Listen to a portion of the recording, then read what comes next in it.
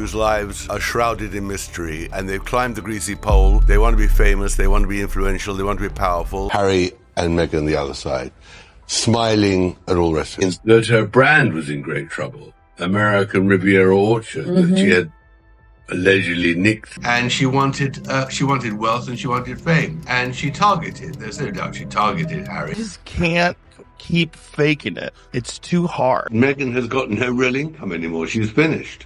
Right. The Netflix series is over. There's no great podcast. They don't generate any money. And I don't see where she is going from here. I think she has a major problem. Well, I do think that Sussex Overdrive is unbelievable.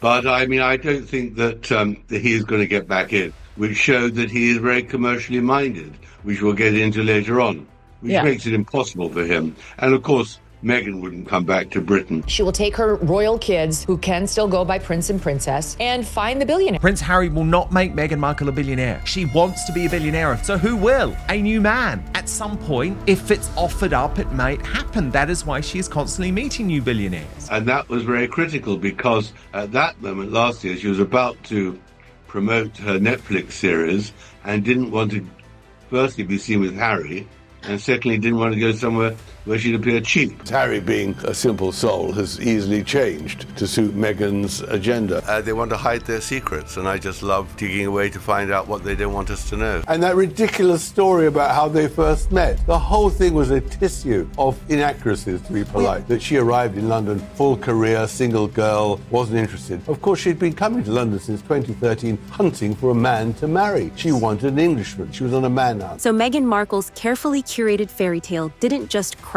According to Tom Bauer, a man whose books make billionaires sweat through their suits, the entire thing detonated on impact. For years, Meghan sold the world a tale of emotional storms, misunderstood brilliance, royal cruelty, and a life spent bravely surviving forces nobody else could understand. And I think the most interesting story is the Reitman story. Reitman's is like a Marks and Spencer's in Canada. A story so neatly packaged, it practically came with its own inspirational soundtrack. But Bauer marched in like a man reviewing receipts after a bad breakup and said, actually, none of this adds up. He didn't whisper it. He said it like he was announcing a tax audit. In Revenge, you talk about how Meghan's lack of knowledge about British history meant she could not understand that Diana had won the public's affection. She was warned before she married what the nature of being Harry's wife and part of the royal family would be, and the nature of how she ignored all that advice. For two reasons. One is she really did believe she could do what she wanted. And secondly, I don't believe she ever intended to stay. She always intended to take the title, take the connections and get back to California. And suddenly that glossy, soft-focus narrative Meghan used to float on didn't just lose its shine, it collapsed like wet cardboard. Because once Bauer enters the chat, you're not dealing with gossip. You're dealing with a biographer who has a habit of burying reputations using nothing but interviews, documents, and brutal truth. Before Meghan even had time to adjust the lighting on her misunderstood Duchess persona, Bauer declared the unraveling had already begun, and that the story she built wasn't just bending reality, it was redecorating it. Meghan's agenda and Meghan's living with Meghan is very different than living with Kate and William. Meghan has a completely different attitude, and I think California has a different attitude. So I think we're now seeing a different Harry, and to his misfortune, it's not a Harry that appeals to the same sort of people in the same numbers as previously. And what he revealed next made that mask slip so fast it practically hit the floor. But trust me, that was just the opening blow. According to Bauer, Meghan didn't simply share her truth. She ran a full historical renovation project on it. He lays it out with the cold enthusiasm of a man assembling IKEA furniture. Precise, unforgiving, and definitely not here for emotions. Meghan never really understood, probably not even now, is that when she was chaired as a working royal, it wasn't because she was Meghan Markle, it was because she represented British royalty. I think there was that, but I've got to tell you, my research for my new book, that the number of times she was warned before she married what the nature of being Harry's wife and part of the royal family would be, and the nature of how she ignored all that advice. For two reasons. One is she really did believe she could do what she wanted. Meghan's brand wasn't rooted in lived reality. It was engineered around whatever storyline best positioned her as the wounded phoenix rising from a monarchy that just didn't get her. That meant rewriting timelines, selecting memories like Instagram filters, and trimming out anyone who didn't fit the chosen aesthetic. Bauer says she didn't just blur the truth, she dragged it through Photoshop until it matched the narrative she could monetize. Meghan's very commercial. She doesn't want to be poor. And then having got all that, she then saw how she needed a consort, a husband who's going to take her to the next stage. And she was on a manhunt, there's no doubt. I mean, there's nothing wrong with being on a manhunt. There are women hunts too, but I mean, she was determined. He says she leaned heavily on royal injustice, personal suffering, emotional scars, and an ongoing theme of "the world just doesn't appreciate me," a vibe so dramatic even Hollywood would send notes. And here's the part Bauer highlights with surgical precision. When the public loved Meghan, it wasn't for Meghan. It was because she was a walking emblem of British royalty. The applause wasn't personal, it was positional. But Meghan mistook the cheers as a personal coronation. And that is where Bauer says the cracks started forming. Because when the performance stopped selling, when the inconsistencies started surfacing, when sympathy couldn't be stretched into a sequel, Bauer said the collapse became inevitable, and the next revelation he uncovered made everything much, much worse. She's desperate to be seen. Yeah. And that's why she turned up. So I think she has a major problem, financially and professionally. And I think that Harry has a problem. Tom Bauer is not a man you ignore. He's the guy powerful people avoid the way others avoid group projects. He's spent decades interviewing the exact people celebrities pray stay silent forever. Politicians, moguls, royals. He digs until the PR departments start twitching. His entire career is built on exposing hypocrisy, pulling back curtains, and making publicists stare at their phones thinking, oh no, what now? And Meghan? She and Harry sue over everything. Headlines, jokes, opinions, tweets, the wind, you name it. Yet somehow, they never sued Bauer, not once. To create her own brand and image in the whole Netflix series, of lifestyle series. She was told she had to give up being the Wicked Witch in terms of the royal family. She should put that all behind her and not mention them because people want to see her, not all the time complaining. She couldn't resist because in the end, one of Meghan's many deficiencies is she has nothing to say. And the reason why is because, as Bauer bluntly puts it, he brings proof, not vibes. He interviews the people they hoped were lost to time. He collects documents. He builds timelines like legal prosecutors. He doesn't traffic in rumors. He traffics in receipts. And in those receipts, he makes a claim Meghan's critics have whispered for years, that Meghan wasn't stumbling into fame and influence. She was strategizing her way into it. He even points to her relationship with Harry, describing it as a determined pursuit, a manhunt, as he put it. Not out of romance, but out of ambition. Not illegal, not unusual, just very strategic. And I don't see where she is going from here. I think she has a major problem. And according to him, that strategy is exactly what started to crack under the weight of the facts he uncovered. But even that wasn't his knockout punch. The next scandal he exposed hit harder than anything before. This is where Bauer says Meghan and Harry crossed a line so bold, it snapped the world's last nerve. According to him, they had already purchased the Lilibet domain name, the Queen's private childhood nickname known only to the people closest to her, before they informed the Queen of their daughter's birth. Not a tribute, not a sweet family gesture, a branding opportunity. Bauer calls this moment one of the lowest, most calculated moves the couple ever made. Here's how messy it got. Harry publicly claimed he asked for the Queen's permission. The palace, which never contradicts royals, stepped in, quietly told the BBC the truth, and shut that story down with the speed of a laptop slamming shut in a Zoom meeting. The end of it as well was this, which I think is a very, very pertinent point. When they came across for the Queen's funeral, and there was that amazing scene outside the castle of meeting the well-wishers in the walk, there was always talk of reconciliation. Mm-hmm. Charles and William and Kate go one side, Harry and Meghan the other side, smiling and all the rest of it. But at that time, William didn't know that Harry and Meghan had already recorded their poison for Netflix. It was already edited. All the stuff that we heard today about Charles lying, about William screaming and shouting, was in the can, was being edited. Harry tried using legal action to force a retraction, and the palace still refused to budge. The palace said, no, what we said is true. For a palace that usually avoids conflict like it's a contagious rash, this was practically a slap across the face. Bauer says this wasn't a misunderstanding. It wasn't a communication slip. It wasn't confusion. It was a deliberate maneuver, and it triggered the moment when their credibility began collapsing in real time. time. Because when you try to monetize the Queen's private nickname, people start asking what else you're willing to rewrite. And according to Bauer, the answer was everything. The imagination that somehow she could inherit the glow of her mother-in-law.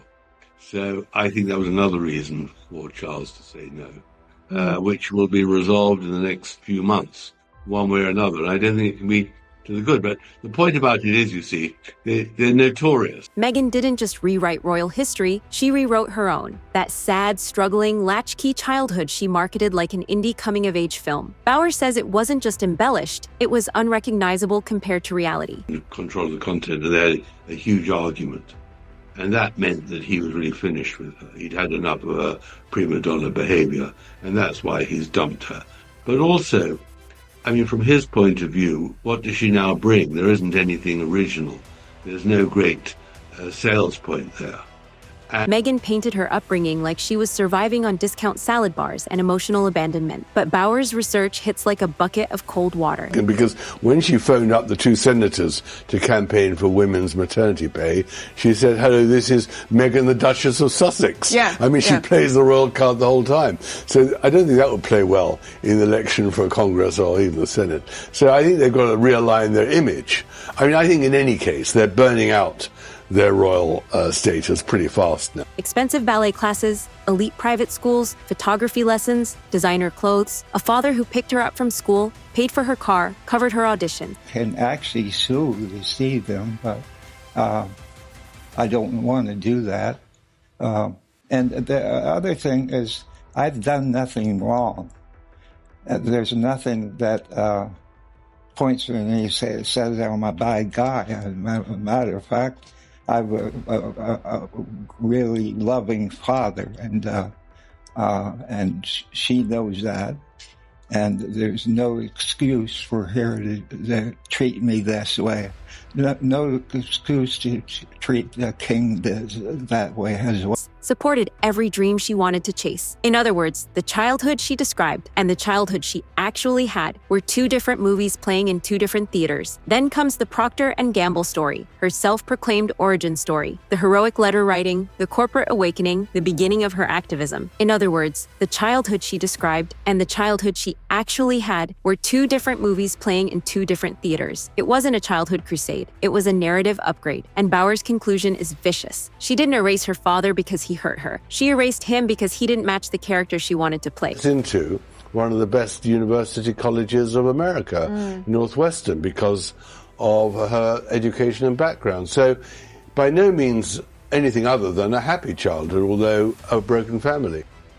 And of course, they're not allowed to come to the dinner after the wedding. I mean, people whom he'd known for years. And even at the wedding of Tommy Inskip in Jamaica, one of the parents who was there told me that Meghan had behaved appallingly. They just couldn't understand why Harry was going out with her. The hero dad became an obstacle. The supporting parent became a liability. The truth became inconvenient. And according to Bauer, this wasn't distance. It was branding. But the next moment, the one that unfolded on global television, that's where the entire facade began to split open. The Oprah interview was supposed to be Meghan's crowning triumph, a glossy, soft-lit emotional spectacle that redefined her as the wounded survivor of a cold monarchy. It was staged like a confessional, marketed like a redemption arc, and delivered like a cinematic monologue. But the second people started fact-checking, the whole thing collapsed under its own weight. Not misunderstandings, not fuzzy memories, straight-up contradictions. One of the biggest, the secret backyard wedding 3 days before the real wedding. Bauer points out the timeline made it impossible. The Archbishop himself said it never happened. The romantic moment she described on global television was simply a story. Then came the insinuation about a senior royal discussing Archie's skin tone, a moment Meghan tied directly to why Archie didn't get a title, hoping the two issues would fuse into one emotional bombshell. But Bauer breaks it clean.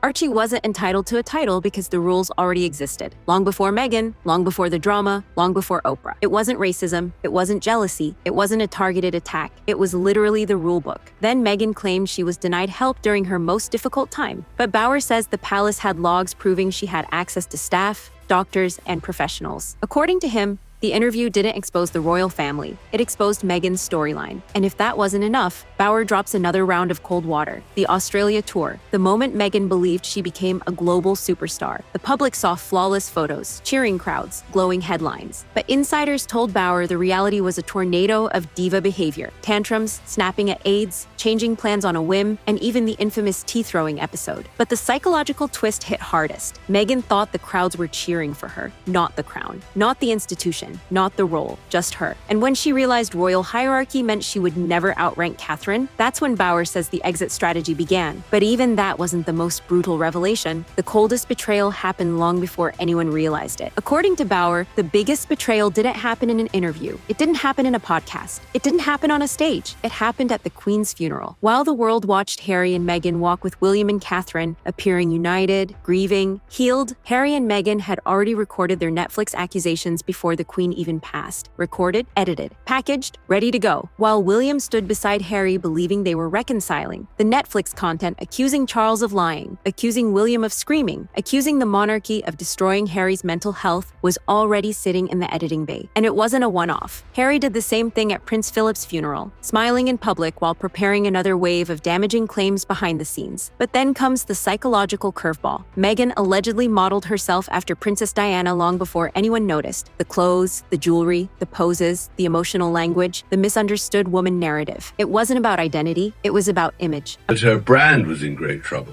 American Riviera Orchard, that she had allegedly nicked. Persona modeled after Diana without the humility, empathy, or service that made Diana beloved. But what happened next wasn't a stumble. It was a free fall. First, Hollywood stepped back. Then the media cracked. Then the public checked out. Studios didn't want to risk their royal relationships or get dragged into ongoing drama. Spotify publicly cut ties. Netflix downgraded future projects. Archewell's impact numbers shrank into punchlines. Polls in the US, UK, and Australia tanked harder than anyone expected. Not because of conspiracies, not because of jealousy, not because of racism, but because people finally saw the pattern. Stories that didn't match. Timelines that shifted. Inconsistencies piling up. Everyone blamed except the storyteller. The collapse we're witnessing isn't random. It's the result of repeating the same behavior again and again, rewriting the past, rebranding reality, playing the injured party when challenged, and launching attacks on anyone who didn't support the narrative. Meghan built a global brand on a version of herself that simply couldn't survive the truth. And once the truth comes out, once evidence exposes the cracks, there's nothing left to protect the image she created. The next year won't be shaped by what Meghan says. It'll be shaped by something far more brutal. The world finally stops listening. Now tell me in the comments, did Bauer expose the truth or did he expose the entire act? Drop your thoughts below. And if you caught the clues before the cameras did, hit like, tap subscribe, and ring that bell. And if you want to hear more chaos that the mainstream media won't touch, feel free to check out some of my other videos on the top of your screen. Thanks for watching. Until next time, stay tuned, stay safe, and stay informed. Only on Tea Time with Tina.